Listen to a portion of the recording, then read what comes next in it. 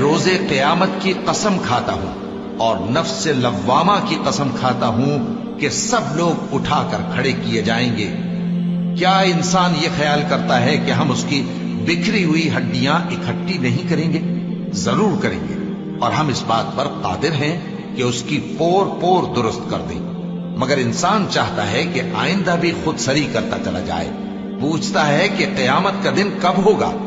سو جب آنکھیں چندھیا جائیں اور چاند گہنا جائے اور سورج اور چاند جمع کر دیے جائیں، اس دن انسان کہے گا کہ کہاں ہے بھاگنے کی جگہ؟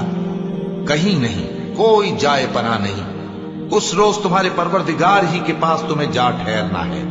اس دن انسان کو جو عمل اس نے آگے بھیجے اور جو پیچھے چھوڑے ہوں گے سب بتا دیے جائیں گے۔ بلکہ انسان آپ اپنا گواہ ہے، اگرچہ عذر و معذرت کرتا رہے۔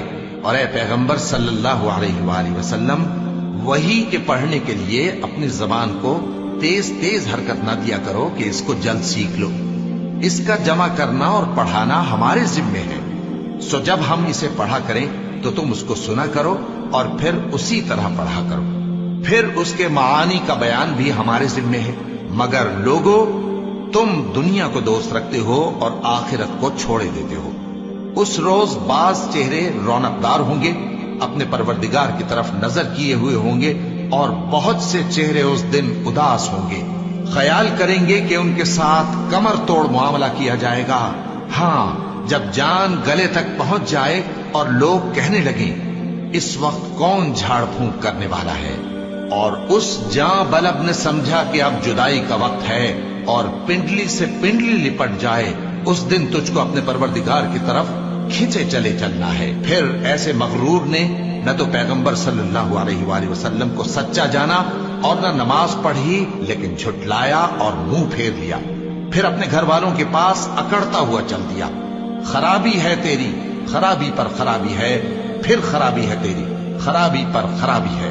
کیا انسان یہ خیال کرتا ہے کہ اسے یوں ہی چھوڑ دیا جائے گا؟ کیا وہ منی کا جو ٹپکائی جاتی ہے ایک قطرہ نہ تھا، پھر لوتھڑا ہوا، پھر اللہ نے اس کو بنایا، سو اس کے اعضاء کو درست کیا، پھر اس کی دو قسمیں بنائیں، مرد اور عورت۔ کیا اس کو اس بات پر قدرت نہیں کہ مردوں کو زندہ کر دے؟